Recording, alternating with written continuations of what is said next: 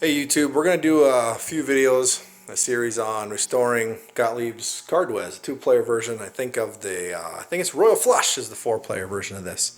But a pretty fun EM game, 3-inch flipper game, so somewhere in the 70s. Not an expert on this machine. I've done ones after and before, but this one will kind of be a new adventure for me. But this is being done for a former student who has a father-in-law who got this machine from his father. And I think one unique aspect of this is the pretty typical situation where someone just randomly owns a pinball machine, and even though the machine still kind of works and it's still fun to play, kind of going through this process that I'm going to show in these videos actually makes it a lot more fun to play because the machine's going to be performing how it should and be playing as fast as it should. A lot of people will knock EM games because they're old and pokey and boring, and they are that when they're old and not kept up and not cleaned and properly maintained. And this isn't a knock against anyone who owns their own pinball machine. It's just kind of showing you the pinball aficionado, if I can call myself that, their point of view and how things can be improved with some maintenance work and some rebuilding, and then hopefully this game will get another 40 years in a home environment, no problem. So a few things that I look out for in just kind of inspecting a game, and if you're inspecting a game, you can look out for these things too. Flipper wear. I notice this is a flipper drag mark. This is when the bushing that goes through the play field, the plastic part that has the shaft in it, is actually either loose or broken. But if we can kind of zoom in here, I can actually push down the end of this flipper and contact the play field, and that's what has happened here. The flipper would engage at the up spot and then actually drag and dig into the play field. So if you see that, there's a problem with your bushing likely. And flippers should have a little bit of up and down travel to them, because if they were tightened down tight, they would actually drag and not snap back after they've been hit. But then this flipper has way too much up and down travel, so that was either set incorrectly or there's another bushing problem there. I also just threw on a non-Gottlieb rubber on there because that one was broken and I wanted to play test the game. And then on this machine, this is probably the worst pop bumper ring I've ever seen. I can't quite get in there that low, but this is completely broken away from both of those arms. That's usually, if it's a little loose, you can repair that just by repeating it, but that is going to need to be replaced. So I find that kind of funny. And then drop targets are kind of wore out there too, and some of them were getting stuck about 3/4 of the way down.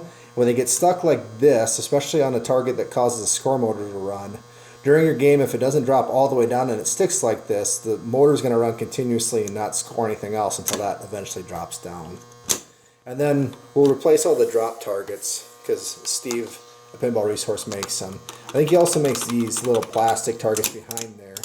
This one isn't currently working, so I'll have to look into that.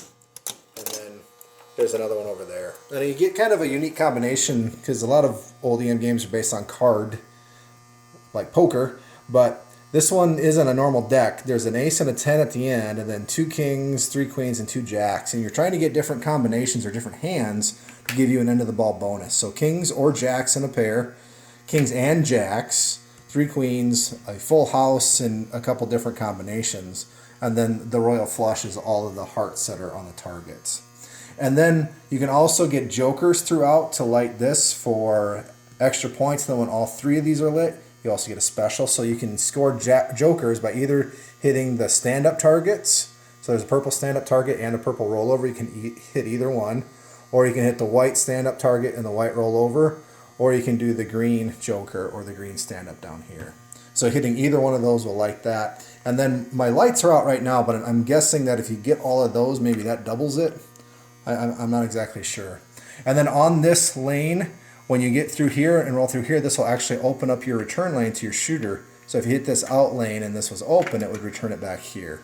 And then once the ball is launched and it goes over this switch, it will close this. So those are kind of my just basic inspection things I noticed. Besides it being dirty and needing new rubbers, it's actually in pretty good shape, and I think this will clean up to be a really nice working game. It has some score reel issues. Player 2 his hundreds don't want to go back to 0 right now. I'll have to clean that up. Also, you have 4 moving reels. This one is actually just a dummy. It's a 0 screwed on there, so only your 10s through 10,000s move on Card Whiz. And then we can just kind of fire it up and show that it starts a game. We also have some kind of a free play hack here because that credit unit is actually frozen, so it's not moving at all, but it's still allowing games to play.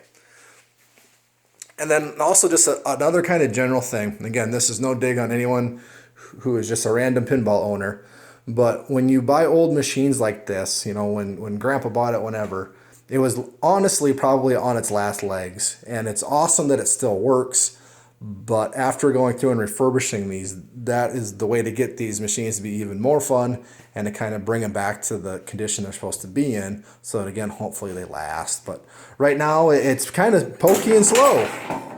But once we go through and clean everything up, it's not going to be that pokey and slow. Try to play with one hand, can't quite get it.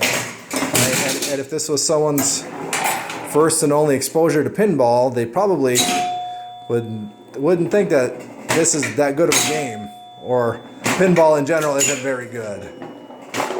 But once we get this all fixed up, then she'll be something. So stay tuned. We'll probably do a video going through all the stuff I find on the play field, what I find in the back box, and what I find on the EM panel that's beneath the game. All right, we'll see you in the next one.